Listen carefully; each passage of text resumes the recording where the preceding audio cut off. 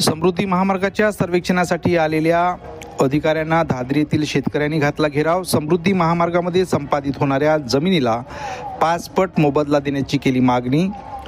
नागपूर मुंबई समृद्धी महामार्गाचा गोंदियापर्यंत विस्तार करण्यात येत आहे। यासाठी गोंदियाच्या तिरोडा तालुक्यातील धादरी उमरी येथील शेतकऱ्यांची शेती संपादित केली जाणार आहे।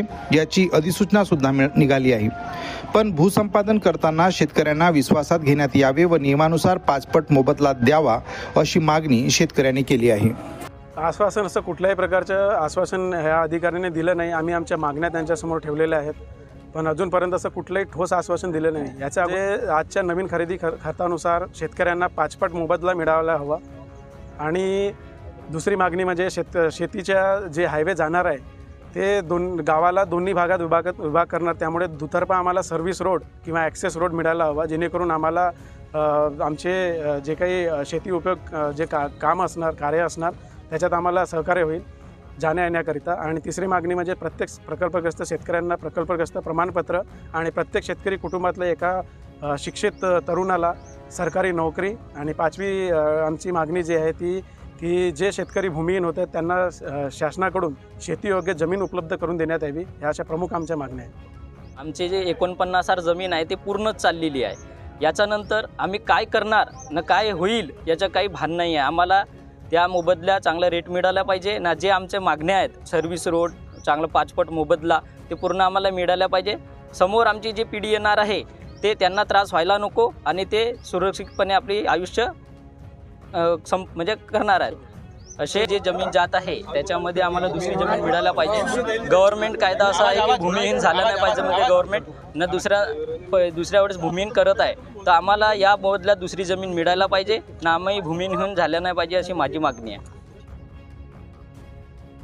मोनार्च कंपनीचे अधिकारी सर्वेक्षण करण्याकरता आले असता शेतकऱ्यांनी व गावकऱ्यांनी त्यांना घेराव घातला। यावेळी शेतजमीन अधिग्रहित करताना सर्व प्रकल्पग्रस्त शेतकऱ्यांना विश्वासात घेऊन नवीन खरेदी दराप्रमाणे 5 पट रक्कम देण्यात यावी। महामार्गाच्या दोन्ही बाजूला सर्व्हिस रोड देण्यात यावे। शेतकऱ्यांना प्रकल्पग्रस्ताचे प्रमाणपत्र देण्यात यावे। प्रकल्पग्रस्त शेतकऱ्यांच्या कुटुंबातील एका सदस्याला शासकीय नोकरीत समाविष्ट करावे। जे शेतकरी भूमिहीन होत आहेत त्यांना दुसऱ्या ठिकाणी शेतजमीन देण्यात यावी अशी मागणी यावेळी शेतकऱ्यांनी केली। 1.25 एकर जमीन आहे, त्यामधून माझी जमीन पूर्ण महासमृद्धी रोडमध्ये जात आहे। ते जमीन मी भूमिहीन होऊन मग मी समोर का करणार, माझा मुलगा का करणार। माझा मुलगा फायनल ग्रॅज्युएट शिक्षण शिकला आहे, त्या माझ्या मुलासाठी काहीतरी समोर जागा द्या। आणि मी म्हणतो माझ्या मनमुताबिक जमिनीचा जो रेट आहे मला जमीन भूमिहीन होऊन राहिलो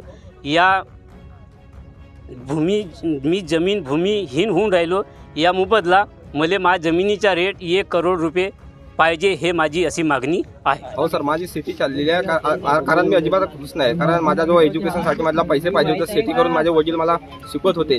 आता तेच माझी शेती नाही असणार तर मी कसं आपलं एज्युकेशन पूर्ण कंप्लीट करणार। आता माझं फक्त ग्रॅज्युएशन झालं, आता मला पोस्ट ग्रॅज्युएशन करायचं, MSc करायची आहे, पण ते शेतीच नाही असली तर माझे वडील मला कुठून पैसे आणणार, मला कसे शिकवतील। तर माझ्या गव्हर्नमेंटला या निवेदन आहे की आता जो आपल्या गावामध्ये जे व्हॅल्युएशन आहे जमिनीचं त्याच्या 5 पट मिळावा आणि प्रत्येक कास्तकार खुश असले पाहिजे असा रेट मिळावा। हे समृद्धी महामार्गाच्या सर्वेक्षणासाठी आलेल्या मोनार्च कंपनीच्या अधिकाऱ्यांना धादरी येथील शेतकऱ्यांनी घेराव घालत मागण्या पूर्ण झाल्या नाही तर तीव्र आंदोलनाचा इशारा यावेळी संतप्त ग्रामस्थांनी दिला आहे। महामार्ग नागपुर से मुंबई जो हाईवे हुआ उसमें नासिक साइड में किसानों को 5 पट रकम मिली। और महाराष्ट्र में, नासिक भी महाराष्ट्र में आता है, हम भी विदर्भ वाले महाराष्ट्र में ही आते हैं, तो हमारे साथ में दूजा भाव नहीं होने को, हमको भी 5 पट मिलने को होना।